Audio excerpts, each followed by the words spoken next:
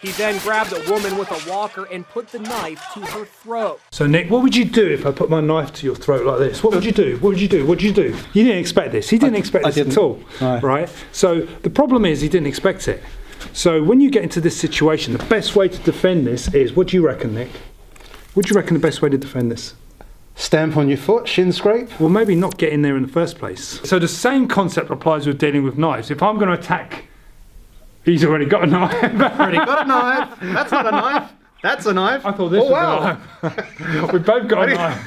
I didn't even know you had that. But this is the point, okay? And this is really the point. If I'm going to deal with a knife, if you've already got the knife out and I'm going to deal with defending that knife, it's quite dangerous for me. Even if I'm going to pull my own knife, it's great, but at the end of the day, you're going to stab me while I'm pulling the knife. It's going to be a cut fist. Yeah, exactly. Because as soon as I reach for my knife, you're going to stab me. Yeah. So when's the best time to deal with a knife? Of course, when he's drawing the knife. So put the knife away. I'm not even letting you get the Chun. Get this. Get the. Oh, well, game over. Game over. That's it. I'm done. I'm done like a Christmas turkey. It's just I found it in his back pocket, so I just drew it. So the point is, whenever someone draws a weapon, just essentially if you've got a fighting chance or any chance, that's your chance then, basically.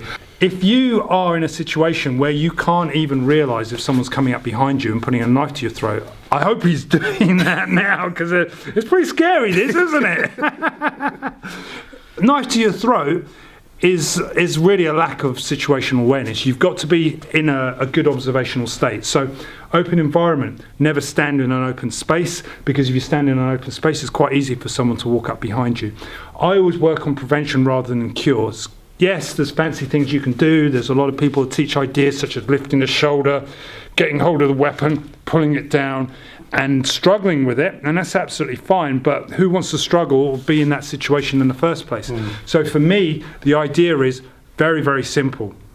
I never, if I have to stop in an open environment to check my phone or to move or what have you, I never stand in an open space. In fact, if I check my phone, I'll do it in a cafe. I'll do it somewhere basically where I can do it discreetly. I wouldn't do it in an open street, and I certainly have some sort of environmental awareness, so I know what's around me.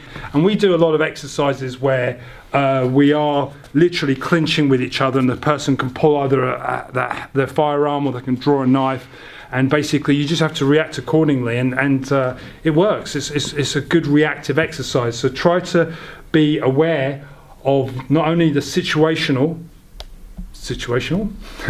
trying to be aware of what's happening around you, okay, but just be aware of what his hands are doing. That's the most important thing, the most important takeaway from this.